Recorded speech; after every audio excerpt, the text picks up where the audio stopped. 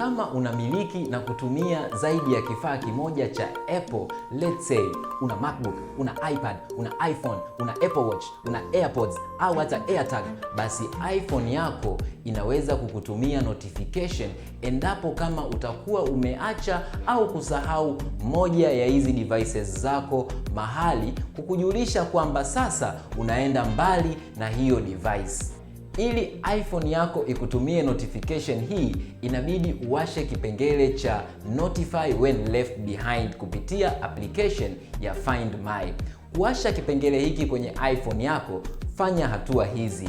Kwanza, fungua application ya Find My kwenye iPhone yako na hapo utap kwenye kipengele cha devices. Hapa utaona devices zako zote ambazo zipo kwenye Apple ID yako. Chagua device unayohitaji kupata notification zake kutoka kwenye list hii na utap pale.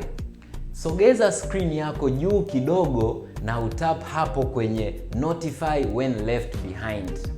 Na kisha uweke on hapo kwenye switch ili kuweza kuwasha feature ya notify when left behind. Ukisha kuwa umewasha pale, tap hapo juu kwenye done na utakuwa umemaliza. Sasa muda wowote utakapotengana na device hiyo, iPhone yako itakupa notification kama hivi kukujulisha kwamba sasa umetengana na hiyo device au hiyo device haipo tena karibu na mazingira yako. Ukitap hapo kwenye hiyo notification, utapata taarifa zaidi kuhusiana na device hiyo kama vile muda, mahali au location ya mwisho ulipokuwa na hiyo device.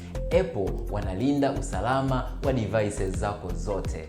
Devices zote nilizozitaja hapo mwanzo kama vile MacBooks, iPads, iPhones, accessories kama Airpods, Airtags, Apple Watch na nyingine nyingi, zote zinapatikana iStore na ni bidhaa original na genuine kutoka Apple zikiwa na warranty ya miaka 2. Kumbuka, iStore wanakupa amani ya moyoni.